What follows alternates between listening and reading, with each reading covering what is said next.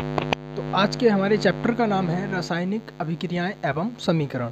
तो आइए जानते हैं कि रासायनिक अभिक्रिया क्या होती है और बहुत ही कम शब्दों में और बहुत ही स्पष्ट रूप से पहचानेंगे हम कि रासायनिक अभिक्रिया क्या होती है। देखिए, ऐसे परिवर्तन जिसमें नए गुणों वाले पदार्थों का निर्माण होता है उसे रासायनिक अभिक्रिया कहते हैं। जैसा कि आप स्पष्ट रूप से देख पा रहे होंगे कि मैंने बहुत ही स्पष्ट शब्दों में और कम शब्दों में लिखने की कोशिश की है कि रासायनिक अभिक्रिया किसे कहते हैं, और बहुत ही अच्छे से आपको समझ में आएगा, तो वीडियो को लास्ट तक ज़रूर देखें।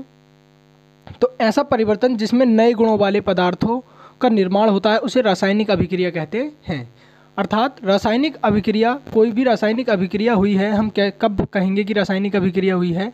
जब भी कोई ऐसा नया पदार्थ बने जिसमें पहले पदार्थ से नए गुण उपस्थित हों, जो गुण पिछले पदार्थ में उपस्थित थे उससे नए गुणों वाला पदार्थ अगर प्राप्त हुआ है तो हम कहेंगे कि कोई ना कोई रासायनिक अभिक्रिया हुई है। ठीक, तो ये रासायनिक अभिक्रिया की परिभाषा हो जाएगी, ये जो है।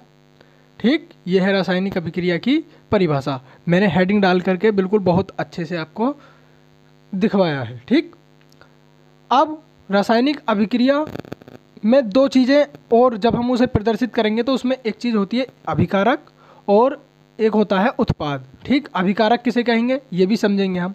तो ऐसे पदार्थ जो किसी रासायनिक अभिक्रिया में हिस्सा लेते हैं उन्हें अभिकारक कहते हैं। अर्थात जिन पदार्थों में अभिक्रिया होगी हम उन पदार्थों को क्या कहेंगे? अभिकारक। अर्थात जिन पदार्थों में अभिक्रिया हुई है हम उन्हें कहेंगे अभिकारक। ठीक है, और जो पदार्थ, उत्पाद किसे कहेंगे? जो ऐसे पदार्थ जिनका निर्माण रासायनिक अभिक्रिया में होता है, अर्थात जो रासायनिक अभिक्रिया के पश्चात हमें प्राप्त होते हैं, वे पदार्थ क्या कहलाएंगे? वे पदार्थ कहलाएंगे उत्पाद, यानी उन्हें हम क्या कहते हैं? उत्पाद कहते हैं। ठीक, ये देखिए। ठीक है, तो हमने रासायनिक अभिक्रिया की परिभाषा समझी कि रासायनिक अभिक्रिया की परिभाषा हमें कैसे लिखनी है। फिर अभिकारक किसे कहते हैं? तो वे पदार्थ अभिकारक होते हैं जो रासायनिक अभिक्रिया में भाग लेते हैं। उत्पाद किसे कहते हैं?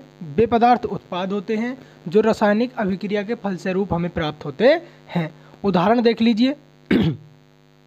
उदाहरण है, भोजन का पाचन भी एक रासायनिक अभिक्रिया है, श्वसन भी एक रासायनिक अभिक्रिया है, क्योंकि इन सभी प्रक्रमों में कुछ ना कुछ नया जरूर उत्पाद हो रहा होगा, उत्पाद प्राप्त हो रहा होगा जिसमें नए गुण उपस्थित होंगे। लोहे पर जंग लगना एक रासायनिक अभिक्रिया का उदाहरण है। ठीक, इसी प्रकार मैग्नीशियम फीते का जलना, जो हमारी एनसीईआरटी किताब में सबसे प्रारंभ में ही दे रखा है। ठीक है, तो ये भी क्या है? एक रासायनिक अभिक्रिया का उदाहरण है। दही का बनना, ये भी एक रासायनिक अभिक्रिया का ही उदाहरण है। अब रासायनिक अभिक्रिया के प्रेक्षणों के बारे में जानेंगे हम। प्रेक्षण मतलब कैसे पहचान सकते हैं हम कि रासायनिक परिवर्तन हुआ है। ठीक, तो इसे कहेंगे हम रासायनिक अभिक्रिया के प्रेक्षण। तो आइए जानते हैं इनके बारे में। देखिए, रासायनिक अभिक्रिया के प्रेक्षणों में पहला है अवस्था में परिवर्तन। तो सबसे पहले हम ये देख करके पहचान सकते हैं कि उसकी अवस्था में परिवर्तन हुआ है, तब भी हम कहेंगे कि कोई ना कोई रासायनिक अभिक्रिया हुई है। ठीक, फिर है रंग में परिवर्तन।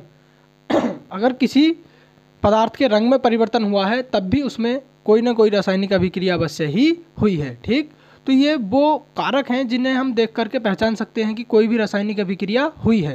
तापमान में परिवर्तन, यदि वस्तु के ताप में कोई परिवर्तन आता है तब भी कहेंगे कि रासायनिक अभिक्रिया हुई है। गैस का उत्सर्जन, कोई भी गैस निकलती है तब भी कहेंगे कि रासायनिक अभिक्रिया हुई है। ठीक, चलिए आगे बढ़ाते हुए टॉपिक को अब आएंगे रासायनिक परिवर्तन को प्रदर्शित करना। तो देखिए, रासायनिक परिवर्तन को हम किस प्रकार प्रदर्शित कर सकते हैं। तो ये मैंने एक शब्द समीकरण लिया हुआ है जिसमें आप शायद स्पष्ट ना देख पा रहे हो, तो मैं बोल करके बता देता हूँ आपको। ये जिंक प्लस सल्फ्यूरिक अम्ल, यानी जिंक धातु और प्लस सल्फ्यूरिक अम्ल, ये बीच में तीर लगा हुआ है। ठीक, इजिकल टू बोलते हैं हम इसको। तो ये हो जाएगा जिंक सल्फेट और प्लस हाइड्रोजन। ठीक, जो इधर वाला पक्ष है हमारा LHS, ये यहाँ पर LHS लिखा हुआ है ये। ठीक, और ये इसके नीचे लिख रहा है अभिकारक। तो ये जो है ये वाला भाग कहलाएगा हमारा अभिकारक। ठीक, और ये जो इधर वाला जो भाग है जो हमें अभिक्रिया के पश्चात प्राप्त हुआ है, कैसे पहचानेंगे?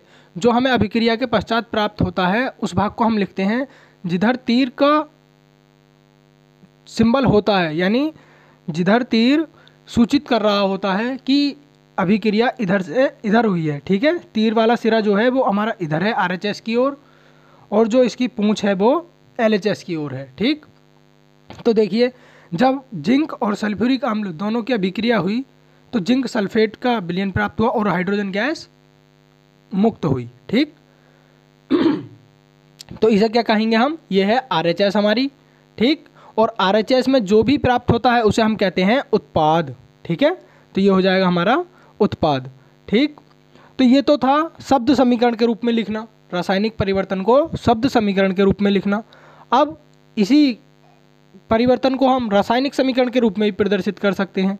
रासायनिक परिवर्तन के रूप में प्रदर्शित करने के लिए हमें जिंक का प्रतीक और सभी जितने भी तत्व हैं इनके प्रतीक अच्छे से पता होने चाहिए, जब भी हम इन्हें रासायनिक रूप में प्रतीकों के रूप में व्यक्त कर सकते हैं, अन्यथा हमें परेशानी आएगी। ठीक है, तो NCERT की बुक के पेज नंबर 96 पे ये आवर्त सारणी के तत्व दिए हुए हैं, तो वहाँ से हम सभी तत्वों के नाम और उनके प्रतीक याद कर लेंगे। ठीक है, तो देखिए जैसा कि इसमें आपको सामने दिखाई दे रहा होगा कि जिंक का प्रतीक क्या है, Zn, और ये प्लस सल्फ्यूरिक अम्ल का सूत्र होता है H2SO4 इजिकल टू ZnSO4, यानी ये जिंक सल्फेट का सूत्र हो गया, और प्लस H2 हाइड्रोजन का सूत्र हो गया। ठीक है, तो ये तो था हमारा अभिकारक। अभिकारक पद में कौन कौन सी चीज़ें हैं हमारी, जिंक और सल्फ्यूरिक अम्ल। और उत्पाद जो है उसमें कौन कौन से क्वांटिटी हैं हमारी, एक है ZnSO4 और प्लस H2, यानी जिंक सल्फेट और प्लस हाइड्रोजन गैस। ठीक, तो यहाँ पर अभिकारक जिंक और सल्फ्यूरिक अम्ल हो जाएंगे, और उत्पाद क्या होगा, उत्पाद हो जाएगा हमारा जिंक सल्फेट और हाइड्रोजन गैस। ठीक है, आशा करता हूँ आपको जानकारी समझ में आई होगी। तो वीडियो को लाइक और चैनल को सब्सक्राइब करना ना भूलें। धन्यवाद।